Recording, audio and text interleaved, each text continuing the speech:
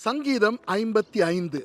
நிகனோத்தில் வாசிக்க தாவீது பாடி ராகத் தலைவனுக்கு ஒப்புவித்த மஸ்கீல் என்னும் சங்கீதம். தேவனே, என் ஜெபத்தை கேட்டருளும், என் விண்ணப்பத்திற்கு மறைந்திராதேயும். எனக்கு செவி கொடுத்து உத்தரவு அருளிச் செய்யும். சத்ருவினுடைய கூக்குரலை நிமித்தமும் துன்மார்க்கர் செய்யும் இடுக்கத்தின் நிமித்தமும் என் தியானத்தில் முறையிடுகிறேன். அவர்கள் என்மேல் பழி சாட்டி குரோதங்கொண்டு என்னை பகைக்கிறார்கள். என் இருதயம் எனக்குள் வியாகுலப்படுகிறது. மரண திகில் என்மேல் விழுந்தது. பயமும் நடுக்கமும் என்னை பிடித்தது. அருக்களிப்பு என்னை மூடிற்று. அப்பொழுது நான், எனக்கு புறாவை போல சிறகுகள் இருந்தால் நான் பறந்து போய் இளைப்பாறுவேன்.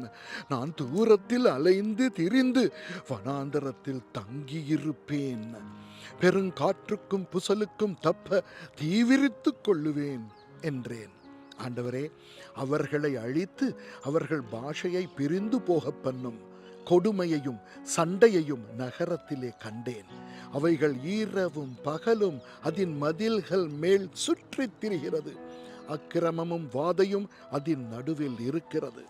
கேடுபாடுகள் அதன் நடுவில் இருக்கிறது. கொடுமையும் கபடும் அதன் வீதியை விட்டு விலகி போகிறதில்லை.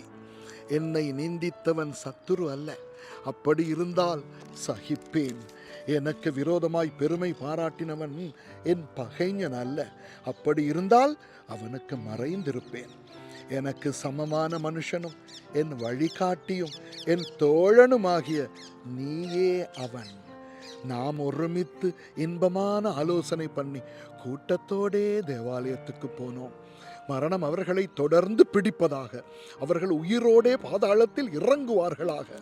அவர்கள் வாசஸ்தலங்களிலும் அவர்கள் உள்ளத்திலும் பொல்லாங்கு இருக்கிறது. நானோ தேவனை நோக்கி கூப்பிடுவேன். கர்த்தர் என்னை இரட்சிப்பார். அந்தி சந்தி மத்தியான வேளைகளிலும் நான் தியானம் பண்ணி முறையிடுவேன். அவர் என் சத்தத்தை கேட்பார். திரளான கூட்டமாய் கூடி என்னோடு எதிர்த்தார்கள். அவரோ எனக்கு நேரிட்ட போரை நீக்கி என் ஆத்துமாவை சமாதானத்துடன் மீட்டு விட்டார். ஆதி முதலாய் வீற்றிருக்கிற தேவன் கேட்டு அவர்களுக்கு பதில் அளிப்பார். அவர்களுக்கு மாறுதல்கள் நேரிடாததினால் அவர்கள் தேவனுக்கு பயப்படாமற் போகிறார்கள். அவன் தன்னோடே சமாதானமாய் இருந்தவர்களுக்கு விரோதமாய் தன் கையை நீட்டி தன் உடன்படிக்கையை மீறி நடந்தான். அவன் வாயின் சொற்கள் வெண்ணையைப் போல மெதுவானவைகள். அவன் இருதயமோ யுத்தம். அவன் வார்த்தைகள் எண்ணெயிலும் மிருதுவானவைகள். ஆனாலும் அவைகள் உருவின பட்டயங்கள். கர்த்தர் மேல் உன் பாரத்தை வைத்து விடு. அவர் உன்னை ஆதரிப்பார். நீதிமானை ஒருபோதும் தள்ளாட ஒட்டார். தேவனே, நீர் அவர்களை அழிவின் குழியில் இறங்க பண்ணுவீர்.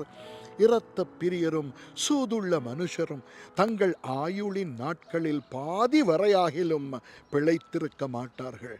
நானோ உம்மை நம்பி இருக்கிறேன். ஆமென்.